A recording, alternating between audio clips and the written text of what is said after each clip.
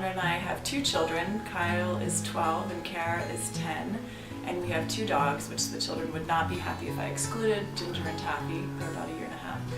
And we live in Ridgeland, which is in Hampton Township, sort of toward the outskirts of it, almost closer to Enola and Camp Hill. And we've lived here in the same home since '96. And soon after we got married, we moved into this home and have since developed a lot of really close relationships with the people who live in this neighborhood. Ridgeland is made up of about 175 families, and we've been pretty intentional about being connected here, especially during the last 10-12 years. What we found is that there's beauty in these deep relationships and connections that we've made, and some intentional and some just that happen over extended periods of time.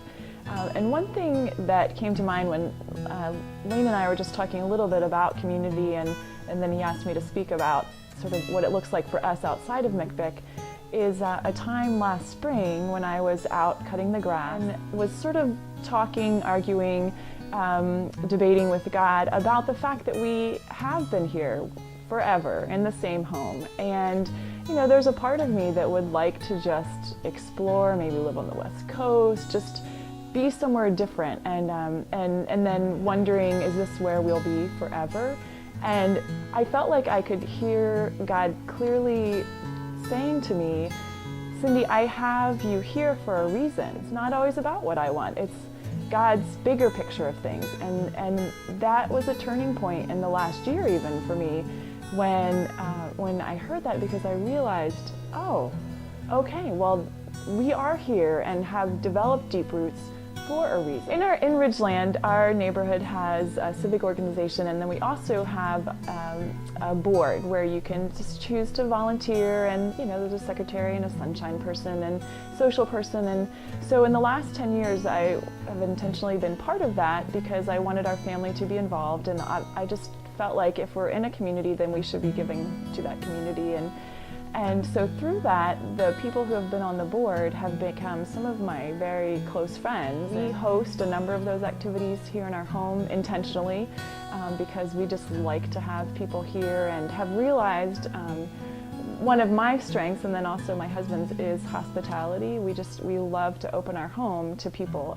In the mornings, or if it doesn't happen in the mornings, other times when I'm walking around the neighborhood, I've found that that's a time when I like to pray for my neighbors. I don't do real well with sitting and praying. It just seems like I get distracted so easily. So often my time talking with God happens when I'm doing things, and you know, like cutting the grass or walking around. And several years ago, one of our neighbors walked through breast cancer and was not a survivor, and I remember intentionally praying for that family whenever I walked past their home.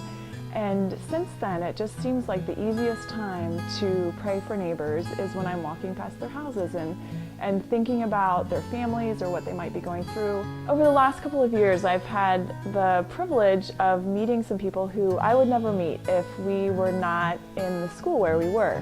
And mainly because they're parents of our children's friends, and as I'm mowing the grass or doing other things and recognizing that we're here for a reason, I see this unfolding, and it's beautiful. These friends of mine are, you know, some of them walking through really tough times, and it's just, I guess I've figured out, or it's been clear, that my role is just to walk with them and to ideally be shining God's light to them and reflecting that. And in this journey, if they can have a sense of hope and God's love for them, that is a beautiful thing.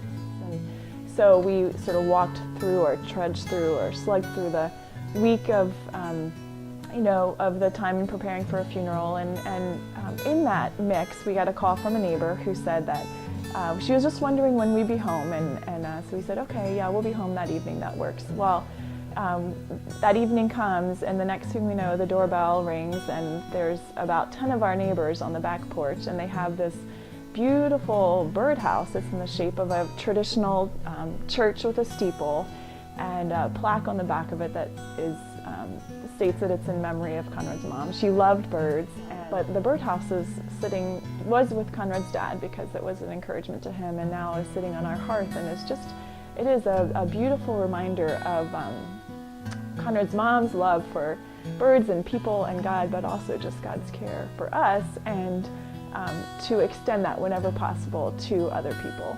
McBick has done a great job of freeing us in their encouragement to be involved in the community, which for us, Mechanicsburg Borough is not our community, but Ridgeland and then the Cumberland Valley School District is our community. And so because of McBick releasing us to just be involved and to care about those immediately around us, we have chosen to do that and to fully embrace that. And so it has us where we are for a reason.